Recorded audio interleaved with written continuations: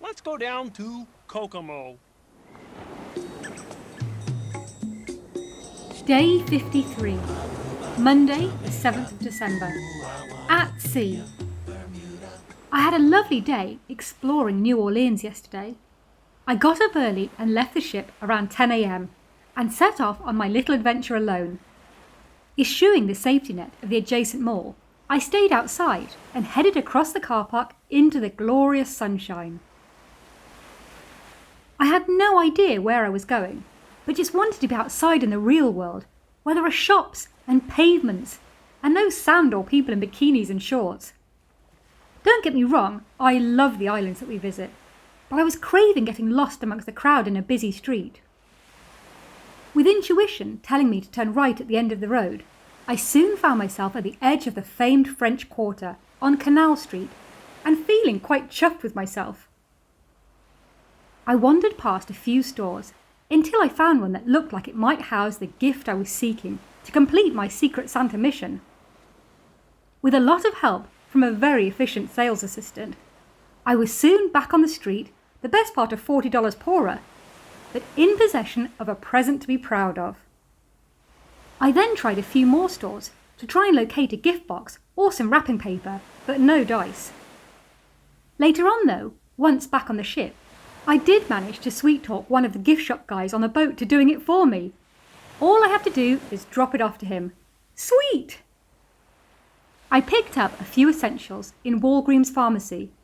Strangely, the best place in the States to get chocolate. Go figure. And then found an internet connection to end all internet connections in Starbucks. I detest even the putrid smell of coffee, let alone the taste of it, but the free Wi-Fi was to die for. So I drank my still lemonade and ate my salty butter popcorn whilst reading all of the 526 emails I'd accumulated since I last had a good connection 2 weeks ago. It was great to make a couple of WhatsApp calls and speak to some good friends from back home. Everyone seemed happy and well, which is super. Hi guys! Nice to hear your voices yesterday. Don't forget to come and visit me soon and soak up some fabulous sunshine. After wandering back by the Riverside Walk, stopping to take some photos of the cool streetcars that ferry people across the city, I was back just in time for lunch, which is always my goal. Most people love to eat when they go outside, but I like the ship food. Plus, why pay for something that's plentiful and free at home? It was soon time for the weekly ritual of passenger lifeboat drill.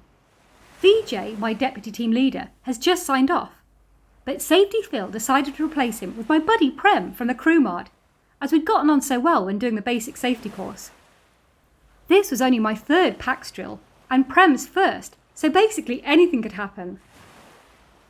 Not really knowing what I'm doing myself, the fact that Prem can't swim, and told the first aid instructor, in all seriousness, that the first thing he'd do if he found someone unconscious on the floor was panic, didn't really bode well for the poor souls assigned to Muster Station X. I needn't have worried though, as Prem was an absolute natural. He checked off the guests, kept them calm, orderly and amused, whilst imploring them to listen to the vital bits of information at the relevant times. Citizens of Station X, you can cancel your life insurance policies. We've got your back. Next up was the casino, which was strangely quiet as we pulled away from the riverbank and made a U-turn back towards the sea. By mid-evening, it had really livened up, and the fresh new guests were really letting their hair down. There were noises coming from the roulette table that I've never even heard before, and every table I dealt at was better than the one before. What a difference 24 hours makes, as the night before, all the players looked worn out and beaten. I'll be interested to see if this clientele can keep up their stamina reserves and be so vibrant come next Saturday night after a week at sea. A couple came over to me and passed on the best wishes from a friend of theirs who'd been an awesome passenger on the Dawn 2 weeks before. I was so touched, as it was such a cool gesture, and it was great that a guest has such a good time that they'd remembered us all. I hope they come back and see us again soon. I finished a little after 2 a.m, but could have quite happily dealt until 2 p.m, as I was having such a fun time. Having said that, I'll be dealing again well before 2 p.m, as today's a sea day, so it's an all-day and night affair again.